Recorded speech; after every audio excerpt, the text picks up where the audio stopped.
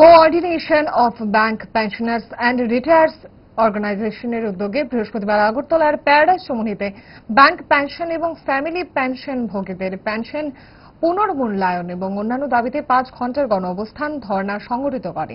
Bank অ্যাসোসিয়েশনের একতরফা মনোভাব বিগত 3 দশক ধরে পেনশন এবং পুনর্মূল্যায়ন না হওয়া প্রতিবাদে সংগঠনের বয়স্ক ও অতিবয়স্ক সদস্যরা তথা ব্যাংক পেনশন এবং ফ্যামিলি পেনশন ভোগীদের আত্মমর্যাদা রক্ষার জন্য এই গণ অবস্থান সংগঠিত হয়। এদিন উক্ত গণ অবস্থান থেকে তারা দাবি তোলেন পেনশন পুনর্মূল্যায়ন করতে হবে। IBA group medical insurance premium pension ভোগীদের জন্য নিজ নিজ ব্যাংকগুলোকে বহন করতে হবে। সংগঠনের তরফে দাবিগুলি নিয়ে সংবাদ মাধ্যমের সঙ্গে বিস্তারিত তুলে ধরেন সংগঠনের এক নেতৃত্ব। এর প্রধান কারণ হচ্ছে যে আমাদের ব্যাংকের পেনশন সেই 1995 সালের থেকে আজ অবধি পেনশন রিভিশন হয় না।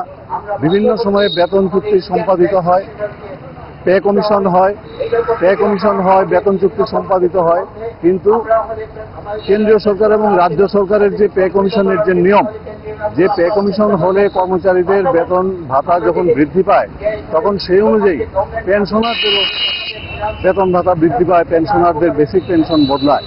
কিন্তু আমাদের এখানে আশ্চর্যজনকভাবে 1930 বছর ধরে, বলা যায় 1995 সাল থেকে আজ অবধি আমাদের পেনশনের কোনো রিভিশন হলো না।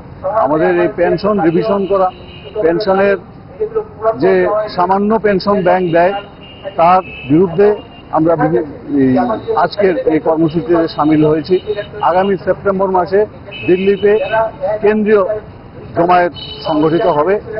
ভালো খাবার দেখে অম্বলের কথা মনে পড়ে, তার সমাধান 5 দশক ধরে গ্যাস, অম্বল ও পেটের সমস্যার একমাত্র সমাধান গ্যাস নয়।